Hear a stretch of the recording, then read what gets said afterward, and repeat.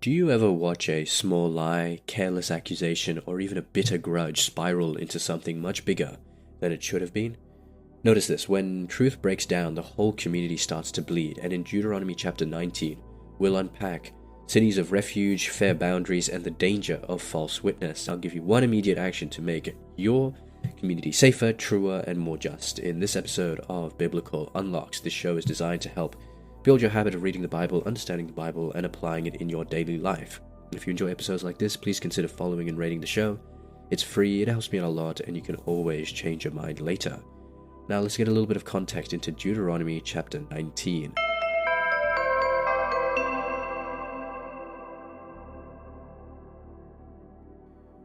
Okay, so Deuteronomy chapter 19 continues Moses' legal instruction for life in the land. It establishes cities of refuge for accidental killers, commands careful boundary markers so property is not stolen, and gives strict rules for witnesses so false testimony cannot corrupt justice. The chapter actually shows that a holy society must protect life, preserve land, and defend truth.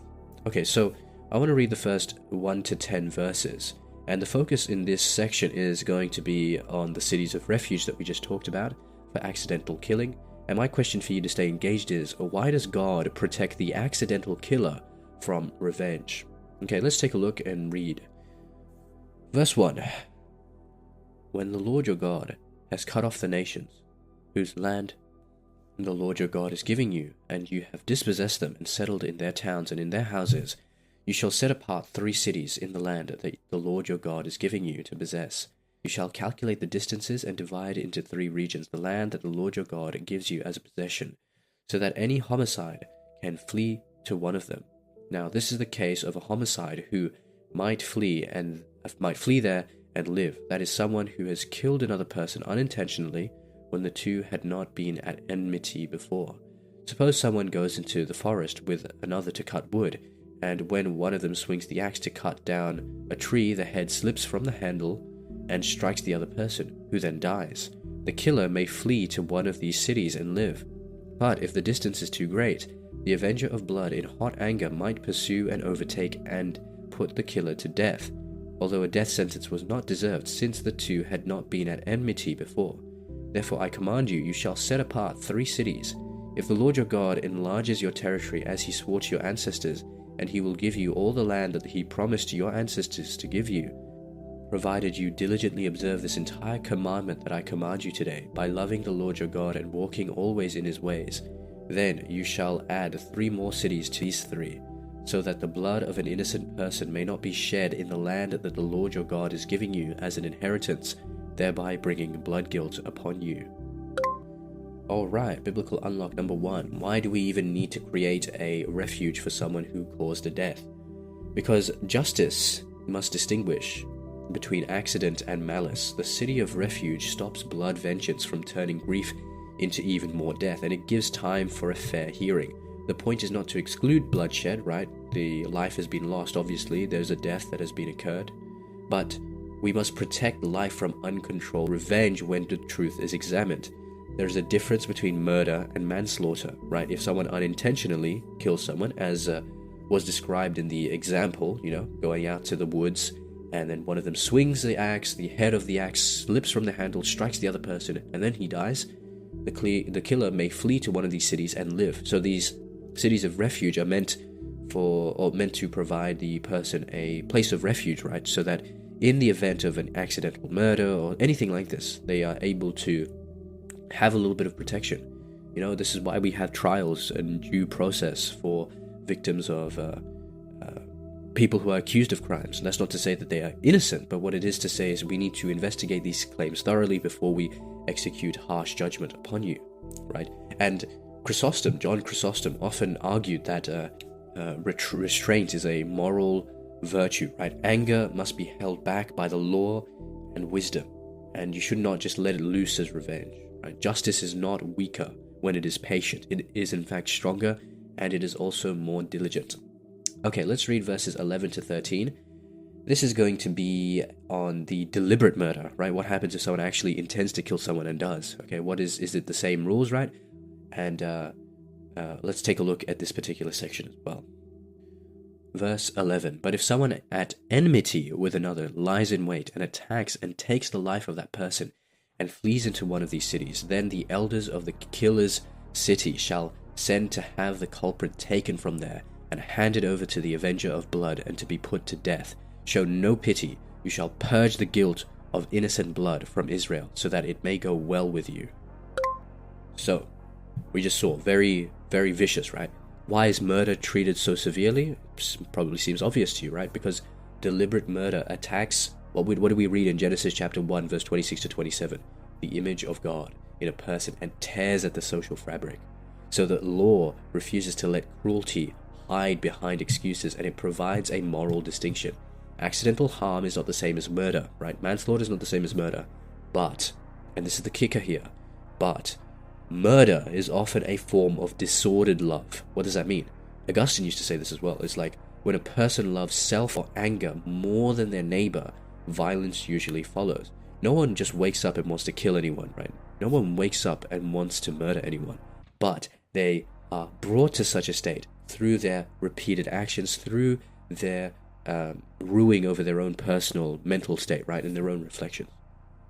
Okay, let's read verse 14. This is going to be boundary markers and inherited land. Just one verse here. Why does God care so much about stones in the ground? Let's read verse 14. You must not move your neighbor's boundary marker, set up by former generations, on the property that will be allotted to you in the land that the Lord your God is giving you to possess. Okay, one verse. What's so important about moving a boundary stone or a neighbor's boundary marker? Well, boundary stones actually protect inheritance, family stability, and even the covenant order, because stealing land is not just a property crime, it is an assault on the future of another household. God cares because land in Israel is not just a real estate, right? It is the entrusted inheritance under his rule. And justice in this sense is protecting the vulnerable from the strong, right? And if we look at this in this particular context, you must not move your neighbor's boundary marker set up by former generations. It's establishing a level of trust and a level of continuity in this particular section. Okay, final verses are 15 to 21. The focus here is going to be 2 or 3 witnesses being necessary and how false testimony should be punished. And my question for you to stay engaged is, what makes false witness such a serious threat to covenant life? Verse 15. A single witness shall not suffice to convict a person of any crime or wrongdoing in connection with any offense that may be committed. Only on the evidence of 2 or 3 witnesses shall a charge be sustained. If a malicious witness comes forward to accuse someone of wrongdoing, then both parties to the dispute shall appear before the Lord, before the priests and the judges who are in office in those days. And the judges shall make a thorough inquiry.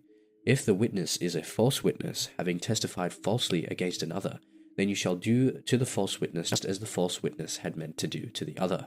So you shall purge the evil from your midst. The rest shall hear and be afraid, and a crime such as this shall never again be committed among you. Show no pity, life for life, eye for eye, tooth for tooth, hand for hand, foot for foot. Very powerful right at the end, right? So 2 or 3 witnesses, false testimony must be punished. So why is false witness such a huge deal? Because a false witness can destroy a life. He can steal property, trigger bloodshed, and this law here protects truth by requiring multiple corroborative witnesses and by punishing deliberate lies with the penalty the liar sought to impose on the other. Justice becomes self-defending when the truth is taken seriously. I just want to point something out here as well. If you take a look at the final verse here, life for life, eye for eye, tooth for tooth, hand for hand, foot for foot. This is just the lex talionis again. We saw this in Exodus chapter 21, verse 23. We saw this in Leviticus chapter 24, verse 20, and we're going to see it again in Matthew chapter 5, verse 38. This is the lex talionis. It does not mean you should get back at your opponent, but it should limit the amount of revenge that you execute. It should not be a game of, you done something to me, I'm going to get you back, and then it's an endless cycle of hate, vicious cycle of violence. But instead, what it's designed is it's like a weighing scale, right? You have done one bad deed, I can also restrict and retain my anger and only get back the amount that was wronged towards me. Okay, let's see how this chapter fulfills Jesus Christ.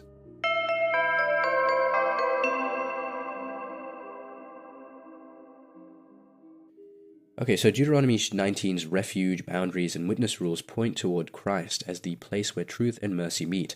Jesus is the true refuge for sinners who flee not from manslaughter charges, but from guilt, from fear, from judgment. He also stands as the faithful witness who speaks truth without distortion, and his kingdom is built on justice that does not ignore harm, but also does not let vengeance rule. In him, refuge becomes personal, and the moral order becomes gracious. As we read in Hebrews chapter 6, verse 18, so that through two unchangeable things in which it is impossible that God would prove false, we who have taken refuge might be strongly encouraged to seize the hope set before us. What is the idea here, right? There are two immutable things here, and which it is impossible that God would prove false. This is Hebrews, and the author of Hebrews is writing this and making us pay attention to something in particular, that God desired to show even more clearly to the heirs of the promise the unchangeable character of his purpose. God has a purpose, a promise, which he swore to Abraham, which he swore to Isaac, and he continues to show, right? And it is impossible for God to lie. His promises will come true, right? And we have a strong consolation that when we have fled for refuge, right, from our sin, we can always lay hold upon the hope set before us that Christ will bring us into his eternal kingdom if we keep following, we keep seeking him, and we stop letting our pride and our vanity and our anger get in the way.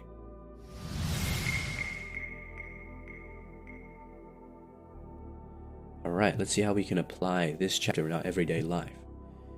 I think the most important thing here is to not be quick to judge, in the sense that when you do not know the full backstory behind a particular, whether it be an event, whether it even be a court case, something actually pretty specific here. If you don't know the full story, please do not rush into judgment, because this is a situation where if you've repeated a story without verifying it, you need to stop, correct it, and apologize to the person affected. So that's the first thing. Second thing is, you need to identify one boundary in your life that needs protecting. Boundaries, whether it be time, money, marriage, property, or conscience. And you need to make sure that you guard it with all your heart. And you establish God's covenant within that relationship, or within that particular boundary within your life.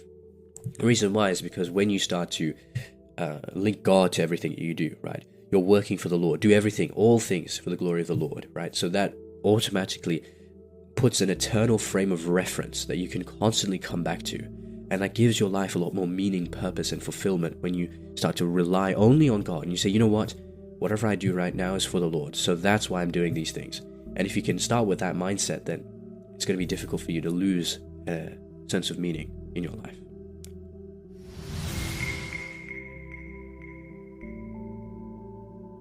Alright, so that's it for this episode of Biblical Unlocks. Sorry, I'm a little bit sick still, but hopefully we'll get soon very shortly.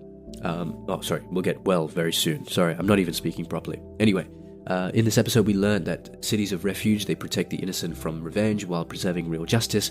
Deliberate murder and accidental death must never be treated as the same thing, but there are levels to this, right?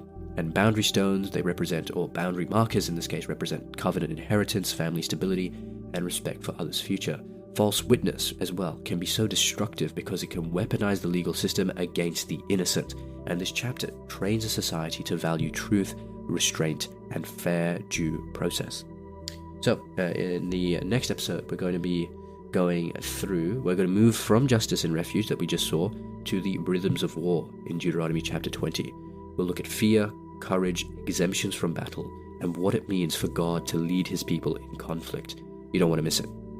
So that's it for this episode of Biblical Unlocks. If you enjoyed this episode, please feel free to rate the show and follow. It's free, it helps me out a lot, and you can always change your mind later. Otherwise, just have a blessed day. And remember, if you're not in your word, you're in your feelings. Godspeed.